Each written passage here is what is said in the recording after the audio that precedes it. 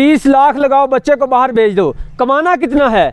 सिर्फ 1 लाख या 2 लाख। और भाई इधर कारोबार करो, अगर मेरी तरह 10 लाख नहीं कमा सकते, कम से कम 5 लाख तो कमाओगे ना। एमकॉम करने के बाद नौकरी ना मिलना मेरी बदकिस्मती नहीं है, बल्कि खुशकिस्मती है कि मैंने अपने ही घर में ये इतना बड़ा 40 बछड़ों का फार्म बना लिया। पाकिस्तान में कोई भी ऐसा कारोबार नहीं है जो 60 दिन में आपको 10 लाख रुपए मुनाफा दे। बिस्मिल्लाहिर्रहमानिर्रहीम। अस्सलाम वालेकुम नाज़रीन, आपका मेज़बान अली रज़ा आपकी खिदमत में हाजिर है और आप देख रहे हैं रज़ा इब्राहिम यूट्यूब चैनल और फेसबुक पेज। नाज़रीन, आज हम आपकी खिदमत में लेकर हाजिर हुए हैं 40 बछड़ों का फार्म, जहां पे आपको मुकम्मल डिटेल देंगे कि बछड़े पाले कैसे जाते हैं और इनको बेचा कहाँ जाता है। वीडियो में आगे बढ़ने से पहले आपसे गुजारिश है कि हमारे चैनल को सब्सक्राइब करें ताकि ऐसी फार्मिंग पर मबनी वीडियो आपको बार वक्त मिल सके। अस्सलाम वालेकुम जी। वालेकुम सलाम। भाई सबसे पहले आप अपना तारफ़ करवाएं। जी, मेरा नाम रियाज अहमद है, शहर कल्याणे के रहने वाले हम। सही है। ज़िला पाकपतन है। भाई ये आप बछड़ा फार्मिंग कितनी देर से कर रहे हैं? अल्हम्दुलिल्लाह, जब से मतलब कि बचपन से हम करते आ रहे हैं, 20-25 साल से हम कर रहे हैं। इससे पहले हमारे वालिद साहब करते रहे, हमारे दादा और नाना भी यही काम करते रहे हैं। सही है। ये अच्छा भाई, आपने ये काम क्यों शुरू किया? जी, मैं अल्हम्दुलिल्लाह पढ़ा लिखा हूँ। एमकॉम मैंने किया है हले कॉलेज कॉमर्स से अकाउंटिंग में। सही। तो जब मेरी डिग्री मुकम्मल हुई तो जॉब के लिए अप्लाई किया बहुत ज़्यादा, लेकिन बदकिस्मती से जॉब नहीं मिल सकी। सही। तो फिर हमारा जो ख़ानदानी काम था ये मवेशी का, जो हमने फिर ये इस पे तवज्जो दी कि क्यों ना जॉब की बजाय ये कारोबार किया जाए, क्योंकि कारोबार में बहुत ज़्यादा प्रॉफिट है। सही है। इसलिए फिर मैंने सोचा कि ये कारोबार करूँ। 40 बछड़ों का मैंने ये फार्म बना लिया। ये भाई कैसा काम कैसा है ये? बहुत अच्छा काम है, लेकिन इसमें थोड़ी बहुत समझ होनी चाहिए इंसान को भी ये कैसे करना है, जानवर का ख्याल कैसे रखना है, सफाई कैसे करनी है, बस ये चीज़ें। और थोड़ी बहुत इसमें जो डॉक्टर की नुक्ता नज़र से वो भी हमने इसको देखना पड़ता है भाई, वो फार्मर को खुद ही करना पड़ता है। अच्छा भाई, सबसे पहला काम है कि बछड़े ख़रीदना। आप ये बछड़े कहाँ से ख़रीद के लाते हैं? ये बछड़े हम मुख्तलिफ मंडियों से ख़रीदते हैं, जैसे लाहौर में मंडी है शाहपुर, वहाँ से ले आते हैं। मुल्तान मंडी है, इसके अलावा लुड्डन मंडी है, मदरसे की है, और भी बहुत मुख्तलिफ ये छोटी मंडियाँ हैं हमारे जो आसपास हैं, जैसे साहिवाल में होगी, आरिफ वाला में होगी, कबीर वाला होगी, ये पुराने थाने में होगी। इसके अलावा ये सोमवार पे लगती है मरले चौक, वहाँ से ख़रीदते हैं हम। अच्छा भाई, जब आप बछड़ा ख़रीदने जाते हैं आपके साथ कोई तजर्बाकार बंदा जाता है या आपका ही तजर्बा इतना हो गया है? अल्हम्दुलिल्लाह, हमारे बाप दादा का काम यही है, इसलिए हमारा तजर्बा बहुत हो चुका है ख़रीदने में भी, कौन सा जानवर ख़रीदना है और कौन सा जानवर बेहतर प्रॉफिट दे सकता है। तो हम खुद ही ख़रीदते हैं। जब आप मंडी में बछड़ा ख़रीदने जाते हैं तो कितनी एवरेज का, कितने वज़न का बछड़ा ख़रीदते हैं? हमारा फर्स्ट ओवरऑल ये होता है कि 100 kg वज़न हो। सही। और जो बछड़ा है वो क्रॉस हो, क्योंकि क्रॉस वज़न ज़्यादा करता है, इसलिए हम ज़्यादा तवज्जो क्रॉस पे देते हैं और 100 kg उसका वज़न होना लाजमी है। सही है। साइलेज और आलू में बेहतर ग़िज़ा कौन सी है और प्रॉफिट मार्जिन किस में ज़्यादा है? बेहतर ग़िज़ा की हम बात करें तो आलू बेहतर ग़िज़ा है, क्योंकि ये इसमें प्रोटीन भी 18% होते हैं। सबसे ज़्यादा प्रोटीन आलू में होते हैं। अच्छा जी। और फिर ये सस्ते भी होते हैं, ठीक है, और जानवर इसमें बढ़ोतरी भी ज़्यादा करता है, इसलिए इसमें प्रॉफिट बहुत ज़्यादा है। वंडा जो महंगा होने की सूरत में ये प्रॉफिट भी कम देता है और इसके जो नताइज भी इस आलू से कम है। अच्छा, आलू खिलाने के नुकसानात क्या हैं? आलू खिलाने के कोई नुकसान नहीं, अगर जो फार्मर है ना वो इस चीज़ पे तवज्जो दे भी आलू डालना कैसे है, कैसे बछड़े को डालना है, कितना डालना है और उसका ख्याल किस तरह करना है, तो इसमें कोई नुकसान नहीं है। प्यारे भाई, नए बंदे को तो पता ही नहीं है, जो आपकी वीडियो देख रहे हैं कि आलू कैसे खिलाना, आप उनको बताएंगे कि आलू कैसे खिलाना है और जब उसको कोई मसला बने तो उसको कैसे ठीक करना है। आलू डालने का तरीकाकार ये है कि अगर वो आलू मैला हो, उसमें मिट्टी लगी हो, तो सबसे पहले उसको धोएं। उसके बाद उसको एक मतलब कि एक चादर में बिछा दें, उसको सूखने दें, खुश्क करके आलू डालें। उसके बाद अगर मतलब कि आपको लगता है कि एक बछड़ा ज़्यादा खा गया आलू, तो फिर अगर वो तकलीफ़ में है या उसको फ्लावट आ गई है तो उसके लिए एक इंजेक्शन होता है, वो इंजेक्शन भी आप दे सकते हैं। या उसके अलावा एक और भी ये टोटका है जो देसी टोटका है, वो है ये कि थोड़ा सा तेल लें, उसमें मीठा सोडा डालें, गर्म करके एक नाल का बछड़े को पिला दें, इंशाल्लाह बछड़ा ठीक हो जाएगा। लेकिन ये सारी चीज़ें फ़ौरन करनी होती हैं, अगर आप फ़ौरन नहीं करते तो फिर आपको नुकसान होगा। सही हो भाई। आप ये बताएं कि ये बछड़े आपके पास कितने हैं और कितने दिन हो गए हैं ये आपके पास हैं? कितने दिन? ये अल्हम्दुलिल्लाह हमारे पास 40 बछड़ा है माशाल्लाह, और इनको ये फीड डालते हुए हमें 25 दिन हो गए हैं। अच्छा, 25 दिन हो गए। और कितने दिन बाद ये तैयार हो जाते हैं? ये अल्हम्दुलिल्लाह इंशाल्लाह ये 2 महीने बाद तैयार हो जाएंगे। भाई मैंने तो सुना है 3 माह से पहले बछड़े तैयार नहीं होते, आप 2 माह के बछड़े तैयार करते हैं। मैं आपको बताता हूँ, अगर हम इसको वंडा और सैलेड डालते हैं ना, वो 3 माह ले जाता है। आलू जो है ना वो बहुत हैवी ग़िज़ा है, इसमें प्रोटीन ज़्यादा होते हैं, इसलिए बछड़ा 2 महीने में तैयार हो जाता है। अच्छा भाई, जब आप मंडी से बछड़ा खरीद के लाते हैं उस वक्त इसकी वज़न एवरेज क्या होता है, और जब आप सेल करते हैं उस वक्त इसका वज़न कितना हो जाता है? जब हम मंडी से लेके आते हैं तो इसका वज़न तकरीबन एवरेज जो होता है वो 100 kg होता है, और जब ये 2 महीने बाद अपनी खुराक मुकम्मल करता है तो इसका वज़न 3.5 से 4 मन हो जाता है। सही। अच्छा भाई, आप ये बछड़ा पर बछड़ा जो एक बछड़ा है वो आपको 3 माह में कितना ये खा जाता है, कितने पैसे ये खाता है? अगर वनडे की हम बात करें तो वंडा ये 35 से 40 हज़ार का खा जाता है एक बछड़ा। अच्छा। अगर हम आलू की बात करते हैं तो आलू पर जो इनका खर्चा आता है वो 12,000 से 15,000 आता है। मतलब ये है कि आपको आलू पे ज़्यादा प्रॉफिट मिलता है? जी, आलू पे ज़्यादा प्रॉफिट है। सही है। अच्छा भाई, ये आपके जो जहाँ पे 40 बछड़े छोड़े हुए हैं, ये कितनी जगह है, और इनके ऊपर जो वर्क करते हैं, इनकी देखभाल करते हैं, वो कितने मुलाजिम रखे हुए आपने? ये हमारे पास जो है जगह 1 कनाल जगह है, और हमने मुलाजिम नहीं रखा हुआ क्योंकि हम 3 भाई हैं, हम खुद ही काम करते हैं इसमें। अच्छा प्यारे भाई, आप इनको कितना टाइम देते हैं? 3 भाई हैं, कितना टाइम इनको देते हैं? इन्हें हम 3 से 4 घंटे टाइम देते हैं, टोटल 24 घंटों में। मतलब कि एक ही दफ़ा 3 या 4 घंटे टाइम देते हैं? नहीं, मुख्तलिफ। फर्स्ट टाइम जो है मतलब कि सुबह के वक्त 1 घंटा देते हैं, उसके बाद दोपहर को 1 घंटा देते हैं, और फिर शाम को 1 घंटा देते हैं। अच्छा, ये मैं आपके फार्म पे देख रहा हूँ कि इधर ना तो कोई तरपाल है ना कोई इतना ज़्यादा। इनको सर्दी नहीं लगती? सर्दी का क्या है, गर्मी का क्या है इसका हिसाब है? सर्दी इनको नहीं लगती क्योंकि इनकी जो खुराक है वो बहुत हैवी होती है, गर्म खुराक होती है, इसलिए सर्दी ये नहीं मनाते, बाहर ही बैठते हैं, इसलिए इनका थोड़ा सा इंतज़ाम किया हुआ है।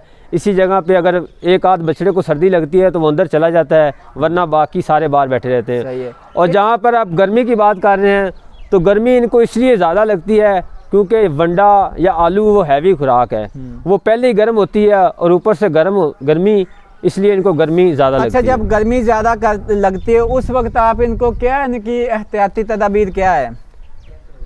जब गर्मी का मौसम होता है तो हम इनके लिए कोई तरपाल वगैरह का बंदोबस्त करते हैं, या ये जो बरामदा बनाया होता है उसको और मज़ीद बढ़ा देते हैं, ठीक है। और इसके अलावा 3 से 4 दिन बाद फिर इनको नहलाते हैं। सही है। अच्छा, इनका सफाई की क्या सूरत हाल है? इनकी सफाई आप कितने दिन बाद करते हैं? सफाई इनकी हम 2-3 दिन बाद कर लेते हैं, क्योंकि हमारे पास जगह काफ़ी ज़्यादा खुली है, इसलिए जो है ना ज़्यादा ये कीचड़ वगैरह नहीं लगाते। प्यारे भाई, मैं बहुत सारे फार्म विज़िट कर चुका हूँ, मैं देखा कोई ऐसा फार्म नहीं है जिस पे नीचे उन्हें ईंटों का फर्श ना लगाया हो। मैं ये आपका फार्म देख रहा हूँ जहाँ पे सिर्फ नीचे कच्ची जगह है, इसमें क्या नुकसान है, क्या फ़ायदा है? इसमें देखें जी, पक्की अगर जो मतलब कि आप लगा लेते हैं ना, उस पर फिर जानवरों के ना जो खुर हैं वो ख़राब हो जाते हैं। हमारा शुरू से अल्हम्दुलिल्लाह ये तजर्बा है, हमने कभी भी पक्की ईंट नहीं लगाई क्योंकि जानवर को नुकसान देती है, और इसलिए हमने इसको जगह काफ़ी ज़्यादा दी हुई है ताकि ये कीचड़ वगैरह ना लगाएं। अच्छा, यहाँ पे कच्ची जगह पे रहने पर इनको कोई नुकसान नहीं होता? ये स्लिप हो जाते हैं ज़्यादा, इसमें चिकड़ वगैरह ज़्यादा हो जाता है? नहीं, वो सफाई का हम ख्याल रखते हैं, इसलिए ये कीचड़ वगैरह नहीं लगाते ज़्यादा। अच्छा प्यारे भाई, आप ये बताएं कि डेली बेस पे एक बछड़े का क्या खर्चा है?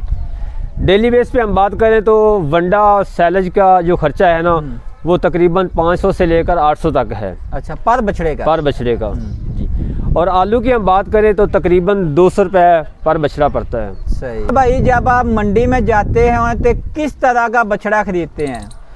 जी, बछड़े को पहले देखना होता है कि बछड़ा सेहतमंद है, ठीक है।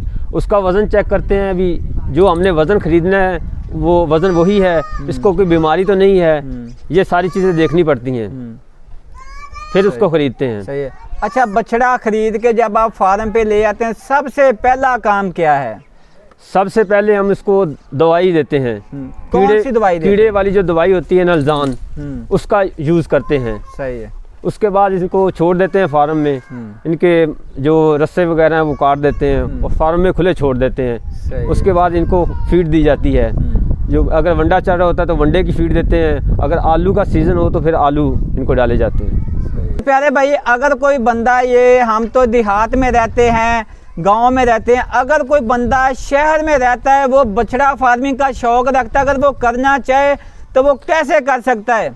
जी बिल्कुल आसानी से कर सकता है, क्योंकि ये अब जो फार्मिंग है ना, ये बहुत मतलब कि क्लोज़ हो चुकी है।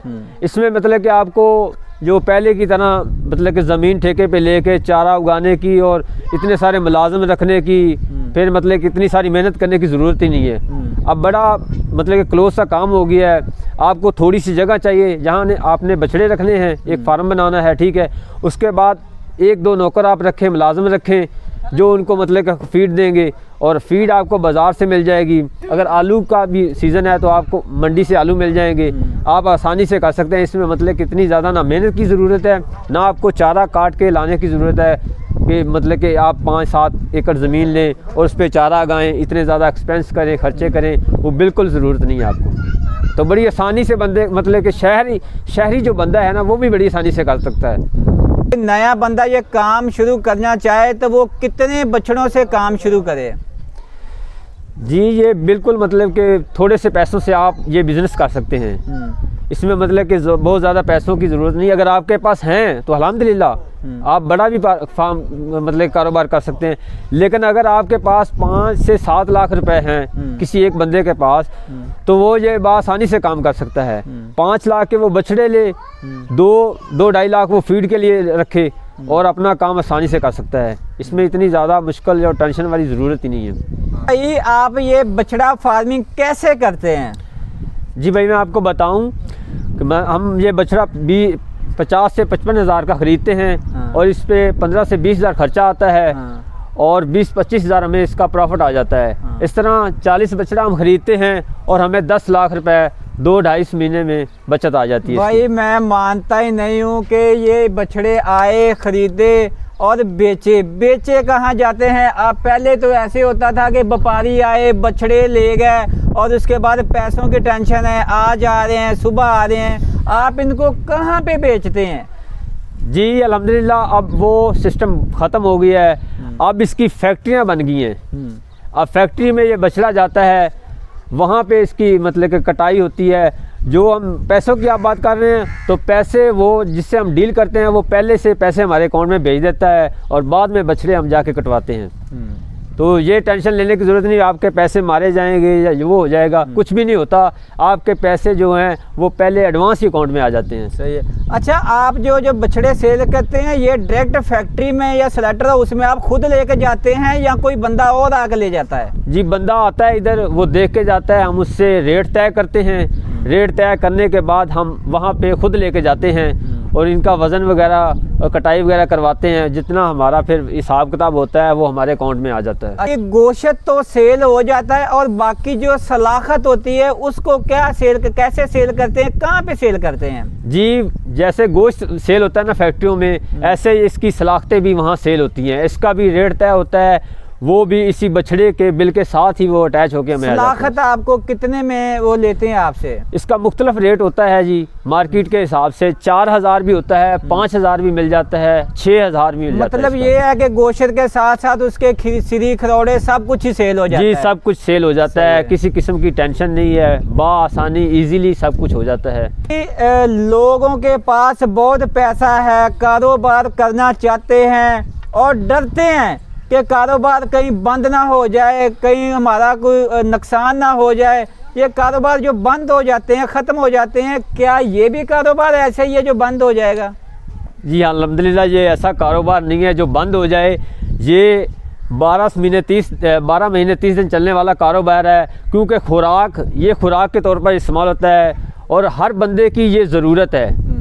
जब तक ये ज़िंदगियां हैं इंसानों की, ये कारोबार चलता रहेगा। अगर इंसान ना रहे तो ये कारोबार ही ख़त्म हो जाएगा। जब तक हयात है ये कारोबार चलता रहेगा। भाई आप हमारे पाकिस्तानी भाइयों को क्या मशवरा देंगे? जी मैं अपने पाकिस्तानी भाइयों को ये मशवरा दूंगा कि वो कोई ना कोई कारोबार करें। जो मतलब कि वालिदैन अपने बच्चों को 10-15 लाख 20 लाख मतलब कि वीज़े पर भेज देते हैं, बाहर भेज देते हैं कमाने के लिए। एक तो वो परदेश है, परदेश ही होता है। 10-15 लाख मतलब कि वीज़े पे लगा के भेज देते हैं। वो 10-15 लाख से अपना कारोबार करें। वो कारोबार करेंगे 2 महीने में अल्हम्दुलिल्लाह मैं 10 लाख रुपए कमा रहा हूँ 2 महीनों में। तो मतलब है कि एक मतलब कि बाहर जाके अपने बच्चों को भेजना है तो इधर कमाएं, पाकिस्तान में कमाएं। बहुत मतलब के कारोबार है पाकिस्तान में, इतनी मतलब के रिज़्क है। आप बाहर चले जाते हैं, बाहर बच्चों को भेज देते हैं, इधर इतना कारोबार है। वो 10-15 लाख से आप कारोबार करें, आप 10 नहीं 5 लाख कमाएं, कम से कम 5 लाख तो कमाएंगे आप। तो मेरा यही मशवरा है कि बच्चों को बाहर भेजने की बजाय उन्हें कोई कारोबार सिखाएं, कारोबार दें। कारोबार में 90% प्रॉफिट है। हमारे नबी का भी ये फरमान है कि 90% इसमें प्रॉफिट है। तो हमें चाहिए कि कारोबार करें। जी बड़ी मेहरबानी भाई जी। तो नाज़रीन कैसी लगी आज की हमारी वीडियो? अगर वीडियो अच्छी लगी हो तो लाइक कमेंट ज़रूर करें और हमारे चैनल को सब्सक्राइब कर दें। मिलेंगे नई वीडियो में, तब तक के लिए अल्लाह हाफिज़।